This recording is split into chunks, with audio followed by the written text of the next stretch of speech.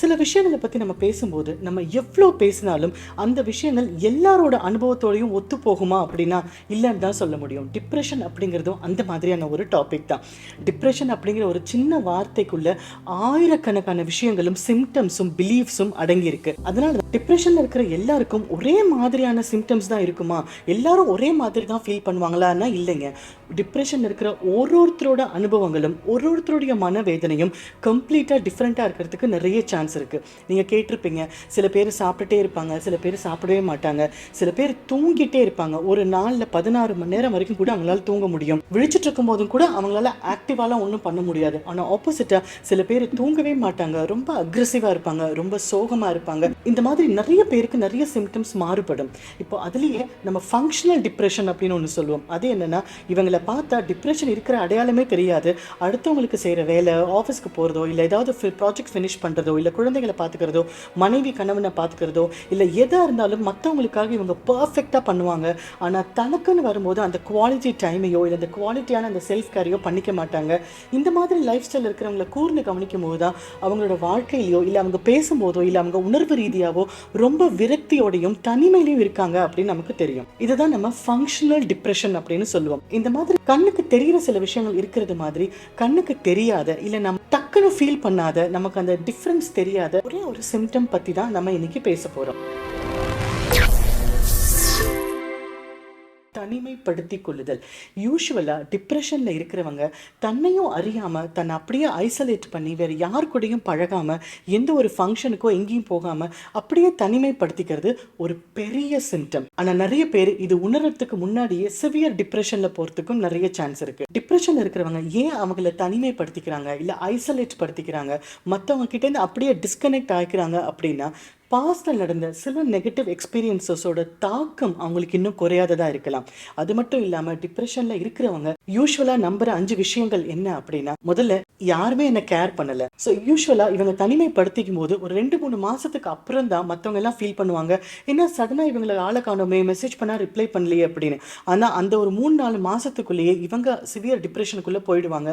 அவ்வளோதான், பார்த்தியா, நான் பேசலை, நான் வரல, நான் அந்த ஃபங்க்ஷனுக்கு போகல, யாருமே கேர் பண்ணலை, யாருமே கவனிக்கல, so no one cares about me அப்படிங்கிற அந்த ஒரு பிலீஃப் அவங்களுக்கு ரொம்ப ஸ்ட்ராங்காக ஆகிடும். ரெண்டாவது, என்னை யாருக்குமே பிடிக்கல, என்னை பார்த்து யாரும் சிரிக்க மாட்டேங்கிறாங்க, என்னை பார்த்து யாரும் அந்த ஒரு புன்னகை கொடுக்க மாட்டேங்கிறாங்க அப்படின்னு ஏதோ அங்கே இங்கே ஏதாவது 1-2 இன்சிடென்ட் நடந்ததை வச்சு இல்லை என்னை கண்டா யாருக்கும் பிடிக்கல அப்படிங்கிறது தான் உண்மை, யாருமே என்கிட்ட சகஜமாக பேச மாட்டேங்கிறாங்க, யாருமே ஒரு சிரிப்போடு என்கிட்ட பேச மாட்டேங்கிறாங்க அப்படின்னு நினச்சி இவங்களா நினச்சிப்பாங்க இல்லை என்னை கண்டா யாருக்கும் பிடிக்கல அப்படின்னு. மூணாவது, தன்னை சுற்றி இருக்கிறவங்க எல்லாருமே ரொம்ப சக்ஸஸ்ஃபுல்லாக இருக்கிற மாதிரியும் ஏதோ ஒரு விஷயத்தில் அவங்கெல்லாம் அச்சீவ் பண்ணிட்ட மாதிரியும் நான் அவ்வளோ நல்லா எதுவுமே அச்சீவ் பண்ணலை, ஐம் நாட் குட் இனஃப் அப்படிங்கிற அந்த ஒரு ஃபீலிங் இருக்கிறதுனாலையும் எதுக்காக நான் பப்ளிக்காக போய் பேசி அவமானப்பட்டு வரணும் அப்படிங்கிறதுக்காகவும் அவங்க தன்னையே தான் தனிமைப்படுத்திக்கிறாங்க. இன்னொருத்தவங்களோட வெற்றியில் தன்னுடைய தோல்வியை மட்டும் கனெக்ட் பண்ணி பார்க்கறதுனால அவங்களால எந்த ஒரு இடத்துலையுமே ஹாப்பினஸை வெளியில் கொடுக்க முடியாது. அதனாலேயே ஐம் நாட் குட் இனஃப் அப்படிங்கிறது அவங்களுக்கு ஸ்ட்ராங்காக ரெஜிஸ்டர் ஆகிடும். அடுத்தது, அவங்கெல்லாம் ரொம்ப லக்கி, அதனால தான் அவங்களுக்கு எல்லாமே கிடச்சிருக்கு, எல்லாமே அமைஞ்சிருக்கு, நான் ரொம்ப அன்லக்கி, எனக்கு எதுவுமே நல்லது நடக்க சான்ஸே இல்லை, அவ்வளோதான், என்னுடைய வாழ்க்கை இந்த மாதிரி ஒரு டிஸாட்டிஸ்ஃபேக்ஷன்லையும் இல்லை ஸ்பவுஸ் சரியா இல்லாததுனாலையோ இல்லை வீடு ஆப்பர்ச்சுனிட்டி எதுவுமே எனக்கு கரெக்டாக கிடைக்காததுனாலையோ அப்படியே என்னுடைய வாழ்க்கை முடிஞ்சு போயிடும், ஐ டோன்ட் டிசர்வ் எனிவே, அந்த மாதிரியான ஒரு ஃபீலும் அவங்களுக்கு நிறைய இருக்கிறதுக்கு வாய்ப்பு இருக்குது. அஞ்சாவது, அதுவும் இப்போ சோஷியல் மீடியா ரொம்ப வந்ததுனால அதில் நிறைய பேர் அடிக்ட் ஆனதுனால எல்லாரும் நினைக்கிற ஒரு விஷயம், என்ன தவிர பாக்கி எல்லாருமே ஹாப்பியாக தான் இருக்காங்க, என்ன தவிர பாக்கி எல்லாருக்குமே ஏதோ ஒரு சந்தோஷம் இருந்துட்டு தான் இருக்குது, ஏதோ ஒரு வெற்றி கிடைக்குது, எனக்கு மட்டும்தான் வாழ்க்கையில் எப்போ பார்த்தாலும் ஃபெயிலியரும், எப்போ பார்த்தாலும் நான் என்ன பண்ணாலும் தவறாக போகிறதும் நடக்குது, அதனால் எல்லாரும் என்னோட சந்தோஷமாக இருக்காங்க, நான் எதுக்கு அந்த இடத்துக்கு போய் மற்றவங்க சந்தோஷத்தை கெடுக்கணும், தேவையே இல்லை, நான் தனிமையாகவே இருந்துடுறேன் அப்படின்னு முடிவு பண்ணி இவங்க எங்கேயுமே வெளியில் போகாமல் யார் கூடயும் கனெக்ட் பண்ணிக்காம ஃபங்க்ஷன்ஸ்க்கு போகாமல் கெட் டுகெதருக்கு போகாமல் அப்படியே தனிமைப்படுத்திட்டே வரும்போது ஒரு 4-5 மாதம் ஆகும்போது அதுலேருந்து ஒரு மீள முடியாத ஒரு பள்ளத்தில் போய் விழுந்துடுறாங்க. அவங்களுக்காகவும் எப்படி வெளியில் வரணும்னு தெரியல, யார்கிட்ட போய் உதவி கேட்கணும்னு தெரியல, யார் கூடயுமே பேசாததுனால நிறைய பேர் இவங்களை மறந்துட்டாங்க அப்படின்னு நினைக்கிறாங்க. இந்த இடத்துல நம்ம பண்ண வேண்டியது என்ன அப்படின்னா, நம்மளோட சர்க்கிளில் கொஞ்ச நாளாக டிஸ்கனெக்டடாக யாராவது இருக்காங்க, ஒரு 10-15 நாள் ஆச்சு, ஃபோன் இல்லை, மெசேஜ் இல்லை, எதுவுமே இல்லை அப்படின்னா நம்மளால் பண்ண முடிஞ்ச ஒரு பெரிய உதவி அவங்களுக்கு ஃபோன் பண்ணி என்ன ஆச்சு 2-3 வாரமாக நீ எதுவுமே பேசலையேன்னு கேட்குறதோ, இல்லை உங்களுக்கு ஃபோன் பண்ணி பேசுறதுக்கெல்லாம் ரொம்ப கஷ்டமாக அட்லீஸ்ட் ஒரு சின்ன மெசேஜ் எப்படி இருக்கீங்கன்னு கேட்டு அனுப்புறதோ அவங்களுக்கு நம்ம பண்ற பெரிய உதவி அப்படிங்கிறத நம்ம புரிஞ்சுக்கணும். அப்படியே யாராவது டிப்ரெஷன்ல இருக்காங்க, அவங்கள போய் நம்ம ஏதாவது ஒரு ஃபங்க்ஷனுக்கு இன்வைட் பண்றோம் அப்படின்னா, அவங்க மனசுக்குள்ள எவ்வளோ யோசனைகள் இருக்கும் அப்படின்னா, முதல் விஷயம் பயம். ஐயோ வேண்டாம், நம்ம ஏதாவது போய் அவங்க நம்ம கிட்ட ஏதாவது கேள்வி கேட்டு அந்த கேள்விக்கு நம்ம கிட்ட பதில் இல்லாம எம்பாரஸ்மெண்ட் ஆகி, இல்லைன்னா நம்மளுடைய தோல்வியை மீண்டும் அவங்க ஞாபகப்படுத்தி எதுக்கு இந்த அவமானத்தெல்லாம் நானே கிரியேட் பண்ணிக்கணும், தேவையே இல்லை அப்படின்னு அந்த ஒரு பயத்திலேயே, அந்த கேள்விகளை எதிர்கொள்கிற அந்த பயத்திலேயே அவங்க அந்த ஃபங்க்ஷனுக்கு வரமாட்டேன்னு சொல்கிறதுக்கு 1000 காரணங்கள் கண்டுபிடிக்கலாம். ரெண்டாவது, யூஸ்வலாக டிப்ரெஷனில் இருக்கிறவங்க அவங்களோட மைண்டில் நிறைய விஷயங்கள் ஓடிட்டே இருக்கும். ஓவர் திங்கிங் அப்படின்னு சொல்லுவோம்ல, அந்த மாதிரி முடிஞ்ச விஷயங்கள், நடக்க போகிற விஷயங்கள் பற்றி ஏதாவது யோசிச்சுட்டே இருப்பாங்க. அப்படி அவங்க யோசிச்சுட்டே இருக்கும்போது வேறு யாராவது ஒரு கேள்வி கேட்கும்போது அவங்க என்ன யோசிச்சுட்டு இருக்காங்களோ அதுக்கு ரிலேட்டடாக டக்குன்னு ஏதாவது ஒரு பதில் சொல்லிடுவாங்க. அந்த பதில் இவங்க கேட்குற கேள்விக்கு ஆப்டான பதிலாக இருக்கிறதுக்கு வாய்ப்பு இல்லை. அதனாலேயே நம்மளை மிஸ் அண்டர்ஸ்டாண்ட் பண்ணிக்கிறதுக்கு நிறைய சான்ஸ் இருக்குது. ஸோ நம்மளை மிஸ் அண்டர்ஸ்டாண்ட் பண்ணிடுவாங்களோ அப்படிங்கிற அந்த ஒரு பயத்திலேயே ஐயோ வேண்டாம் நான் யார்கிட்டையும் பேசல அப்படிங்கிற ஒரு முடிவை இவங்க எடுத்துருவாங்க. அப்படிதான் கொஞ்சம் கொஞ்சமாக இவங்க தன்னை தனிமைப்படுத்திக்க தொடங்குவாங்க. இன்னொன்று, தனிமையில் இருந்தால் நான் ரெக்கவர் ஆகிடுவேன், என்னை யாருமே ஹர்ட் பண்ணலன்னா, என்னை யாருமே கேள்வி கேட்கலன்னா அவங்களே நானே பாசிட்டிவாக ரெக்கவர் ஆகிடுவேன் அப்படின்னு அந்த தனிமைப்படுத்திக்கிறத ஒரு கோப்பிங் மெக்கானிசமாக இருக்குமோ அப்படின்னு இவங்க நினைக்கிறாங்க.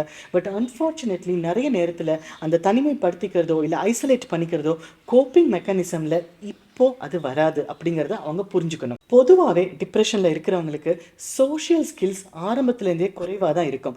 இந்த இந்த ட்ரெஸ்ஸு நல்லா இருக்கே, இந்த சாப்பாடு ரொம்ப நல்லா இருந்தது, அன்றைக்கி நான் அந்த கடைக்கு போயிருந்தேன், அந்த மாதிரி ஒரு ஸ்மால் டாக் அப்படின்னு சொல்லுவோம்ல, இந்த சிம்பிளாக பேசுறது, இவங்களாம் ஒரு கான்வர்சேஷனை இனிஷியேட் பண்ணி ஆரம்பித்து எப்படி இருக்கீங்க, அந்த உங்கள் வீட்டில் அந்த ஃபங்க்ஷன் நல்லா நடந்ததா, இல்லை நீங்கள் அங்கே போயிருந்தீங்களா, அந்த மாதிரியான ஒரு ஒரு கேஷுவல் டாக்கை டிப்ரெஷன் இருக்கிறவங்க பண்ண முடியாது. ஏன்னா அவங்களுக்கு அது பழக்கமே இல்லை. அதனால சோஷியல் ஸ்கில்ஸும் ரொம்ப குறைவாக இருக்கிறதுனாலையும் வெளியில் போய் நான் யார்கிட்ட என்ன பேசுவேன், எனக்கு என்ன பேசணும்னு தெரியல, எப்படி பேசணும்னு தெரியல அப்படிங்கிற அந்த ஒரு எண்ணத்துலையும் அந்த ஃபங்க்ஷனுக்கோ இல்லை அந்த கெட் டுகெதருக்கோ அந்த கேதரிங்கோ அவங்க வர்றதையே அவாய்ட் பண்ணுறதுக்கு நிறைய சான்ஸ் இருக்குது. அதே மாதிரி ஒரு ஒரு பொது இடத்துல இருக்கும்போதோ இல்லை ஒரு ஃபங்க்ஷனில் நிறைய பேர் சுற்றி இருக்கும்போதோ டக்குன்னு இவங்களோட சிந்தனை வேற எங்கேயாவது இருக்கும்போது இவங்க அடிக்கடி ஜோன் அவுட் ஆகிறத பார்க்க முடியும். ஸோ அந்த மாதிரி சமயத்தில் யாராவது வந்து என்ன யோசிக்கிறீங்க, எல்லாம் நல்லா இருக்காங்கன்னு கேட்கும்போது டக்குன்னு பதில் சொல்ல முடியாது, திருன்னு முழிக்கிற மாதிரியான ஒரு சுச்சுவேஷன் வந்துடும். இல்லை அவங்க என்ன கேள்வி கேட்டாங்கன்னு கூட நமக்கு தெரியாது. ஸோ இந்த ஜோன் அவுட் ஆகிறதுனால, அடிக்கடி ஜோன் அவுட் ஆகிறதுனால வெளியில் போனால் இன்னும் அவமானமாக இருக்குமோ, இன்னும் கஷ்டமாக இருக்குமோ, எதுக்கு நம்ம வந்து ஒரு கனெக்டே இல்லாத இடத்துக்கு நம்ம போகணும் அப்படின்னு முடிவு பண்ணுறதுனால தான் யூஸ்வலாக டிப்ரெஷனில் இருக்கிறவங்க எந்த ஒரு இடத்துக்கும் போகாமல் தன்னுடைய கண்ட்ரோலையும் மீறி அவங்க தனிமைப்படுத்திக்கிறாங்க. அவங்களுக்கு நல்லா தெரியும் நான் இன்னொரு 4 பேர் கூட பழகினா நல்லதுன்னு. அப்படி தெரிஞ்சால் கூட மேலே சொன்ன இந்த ரீசன்ஸ்னால, இந்த சுபாவத்தில் அவங்களுக்கு வர்ற அந்த ஒரு பயத்தினால தான் அவங்க யார் கூடயும் பேசுகிறதையோ இல்லை சரியாக பேசுகிறதையோ அவங்க தவிர்க்கிறாங்க. அதனாலேயே அவங்க இன்னும் டிப்ரெஷனுக்குள்ளே போயிட்டுருக்காங்க அப்படிங்கிறது அன்ஃபார்ச்சுனேட்லி அவங்களுக்கு புரியறதில்ல. அப்போ நம்ம இதுலேருந்து வெளியில் வரணும் அப்படின்னா என்ன பண்ணணும்? டிப்ரெஷனில் இருக்கிறவங்க யூஸ்வலாக எந்திரிச்சு வந்து ஒருத்தர்கிட்ட ஒரு கான்வர்சேஷன் பண்ணுறதோ இல்லைனா ஒரு அடுத்தவங்களுக்காக ஒரு விஷயம் பண்ணுறதோ எவ்வளோ பெரிய கஷ்டம் அப்படிங்கிறது டிப்ரெஷனில் இருக்கிறவங்களுக்கு மட்டும்தான் புரியும் அப்படின்னு நம்ம ஆல்ரெடி ஒரு தடவை சொல்லியிருக்கோம். அதனால் நம்ம புரிஞ்சுக்க வேண்டிய ஒரு விஷயம் என்ன அப்படின்னா, டிப்ரெஷன்லேருந்து வெளியில் வரதுக்கு ரொம்ப எஃபெக்டிவான ஒரு வழி எது அப்படின்னு கேட்டிங்கன்னா ரிப்பேரிங். என்ன ரிப்பேர் பண்ணணும்? 2 விஷயம் ரிப்பேர் பண்ணணும். முதல்ல நம்ம கூட நமக்கு இருக்கிற ரிலேஷன்ஷிப், ரிப்பேர் வித் செல்ஃப். இன்னொன்று, அடுத்தவங்க கூட நமக்கு இருக்கிற அந்த ஒரு relationship, repairing other relationships. So இந்த 2 ரிப்பேரும் நம்ம பண்ணும்போது மட்டும்தான் நம்மளால் டிப்ரெஷன்லேருந்து கான்ஷியஸாக நம்மளால் வெளியில் வர முடியும். அப்போ ரிப்பேரிங் வித் செல்ஃப்னா என்ன பண்ண முடியும் அப்படின்னா, இப்போ நான் சொல்ல போகிற இந்த 3 விஷயத்தை ஒரு பேப்பரில் எழுதி உங்கள் கண்ணில் படுற மாதிரி நீங்கள் ஒட்டி வச்சுக்கலாம். முதல் விஷயம், என்னை எல்லாருக்கும் பிடிக்கணும் அப்படின்னு அவசியம் இல்லை. சில பேருக்கு நம்மளை பிடிக்கலன்னா போகட்டும், பரவாயில்ல. எல்லாரையும் சாட்டிஸ்ஃபை பண்ணுறதுக்காகவோ இல்லை எல்லாரையும் இம்ப்ரெஸ் பண்ணுறதுக்காகவோ எல்லாரோட மனசுக்கும் பிடிச்ச மாதிரியோ நம்ம எப்போவுமே பேசுகிறதோ பழகிறதோ ஆக்ஷன்ஸ் பண்ணுறதோ முடியாது. ஏன்னா ஒருத்தரோட எக்ஸ்பெக்டேஷனும் ரொம்ப டிஃப்ரெண்ட்டாக இருக்கும். அதனால யாராவது ஒருத்தருக்கு உங்களை பிடிக்கல அப்படின்னா இட்ஸ் ஓகே, பரவாயில்ல. அதுலேருந்து அந்த ஒரு ஃபீலிங்லேருந்து வெளியில் வந்துடுங்க. ரெண்டாவது, தெரியாமல் அன்இன்டென்ஷனலாக ஏதாவது ஒரு வார்த்தை நம்ம தவறாக சொல்லிட்டோம், இல்லைனா ஏதோ ஒரு ஈவெண்ட்டில் நம்மளையும் அறியாமல் ஒரு தவறு நடந்துச்சு அப்படின்னா நம்மளோட மொத்த எபிலிட்டியையும் அந்த ஒரு சின்ன தவறை வச்சு நம்மளையே ஜட்ஜ் பண்ண வேண்டாம், நம்மளையே நம்ம கடுமையாக தண்டிச்சுக்கவும் வேண்டாம். ஸோ ஒரு சில இடங்களில் தவறு நடந்துருச்சு அப்படின்னா பரவாயில்ல. அதுலேருந்து நம்ம வெளியில எப்படி வரணும்? அந்த ஒரு பர்ட்டிகுலர் எக்ஸ்பீரியன்ஸ்லேருந்து வெளியில வரதுக்கு தான் நம்ம ட்ரை பண்ணணுமே தவிர, அதையே நம்ம பேஸ் லைனா வச்சு நம்மளோட கேப்பபிலிட்டியோ, இல்லன்னா நம்மளோட எபிலிட்டியோ நம்ம ஜட்ஜ் பண்ணிட்டே இருக்கணும்னு அவசியம் இல்லைங்கிறத நம்ம புரிஞ்சுக்கிறது தான். அடுத்தது ரொம்ப முக்கியமான விஷயம். யாராவது நம்மள இக்னோர் பண்றாங்க, இல்ல யாராவது நம்மள நெக்லெக்ட் பண்றாங்கன்னா, இட் இஸ் ஓகே. ஏன்னா எல்லாருமே நம்மள விரும்புவாங்க, நம்மள எல்லா இடத்துலயும் இன்க்ளூட் பண்ணுவாங்க அப்படின்னு நம்ம எதிர்பார்க்க முடியாது. யாராவது நம்மள தெரிஞ்சோ தெரியாமலோ கொஞ்சம் நெக்லெக்ட் பண்றாங்க, ஒதுக்கி வைக்கிறாங்க அப்படின்னா பண்ணட்டும். நம்மளும் அந்த மாதிரி இடத்துக்கு போ வேண்டாம். நமக்குன்னு இருக்கிற அந்த ஒரு 2, 3 நபர்கள், 2, 3 சொந்தங்கள் நமக்கு போதும் அப்படிங்கிற அந்த ஒரு மைண்ட் செட்டுக்கு வரும்போது, கொஞ்சம் கொஞ்சமா எல்லா விஷயத்திலயும் பாசிட்டிவிட்டிய பார்க்க நம்ம பழகுவோம். அப்போ நம்ம பண்ண வேண்டிய ஆக்ஷன் லிஸ்ட் என்ன அப்படின்னா, முதல்ல நீங்க ஒரு லிஸ்ட் எழுதுங்க. இந்த இந்த நபர்கள்லாம் என்னுடைய வாழ்க்கையில இருந்தா ஒரு பாசிட்டிவான இம்பாக்ட் இருக்கும், எனக்கு இந்த நபர்களோட இருக்கிறதுக்கு எனக்கு பிடிக்கும் அப்படின்னு ஒரு லிஸ்ட் ஆஃப் நபர்கள், அந்த அந்த பேர் முதல்ல ஒரு லிஸ்ட் நீங்க ரெடி பண்ணுங்க. ரெண்டாவது, அந்த லிஸ்ட்ல இருக்கிறவங்க கூட வாரத்துல ஒரு தடவையாவது போன்ல ஒரு 2 நிமிஷம் இல்லைன்னா ஒரு 5 நிமிஷமாவது நான் பேசுவேன், நான் இந்த ஆக்ஷனை இனிஷியேட் பண்றேன் அப்படின்னு ஒரு முடிவெடுங்க. அவங்க ஃப்ரீயா இருக்கலாம், அவங்க பிஸியா இருக்கலாம், அவங்க உடனே உங்க காலுக்கு ரிப்ளை பண்ணாம போகலாம்.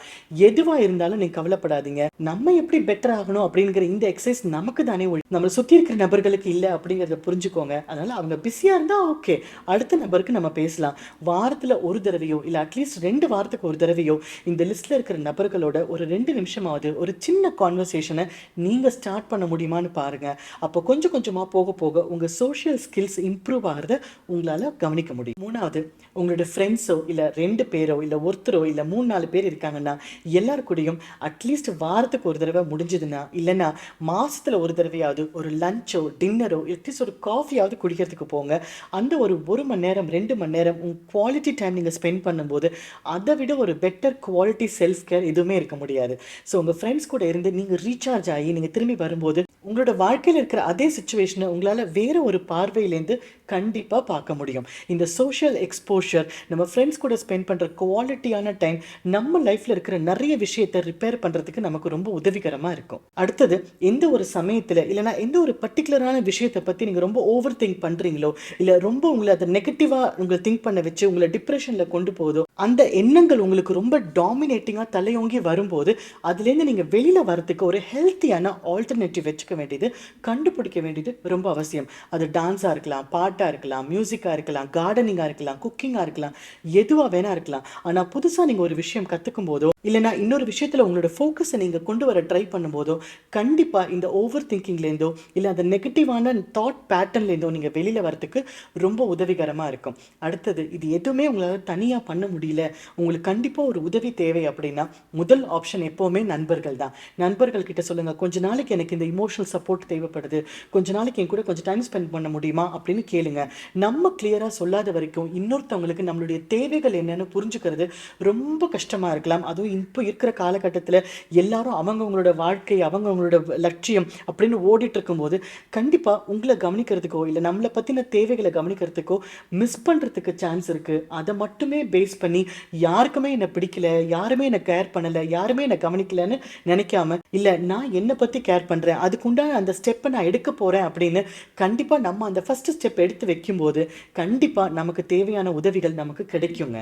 அதனால முதல்ல ஒரு நண்பன் கிட்டேயோ தோழிக்கிட்டேயோ பேசுங்க. இல்லை அப்படி யாரும் இல்லை அப்படின்னா கண்டிப்பாக ஒரு தெரப்பியோட உதவி எடுத்துக்க வேண்டியது ரொம்ப அவசியம்.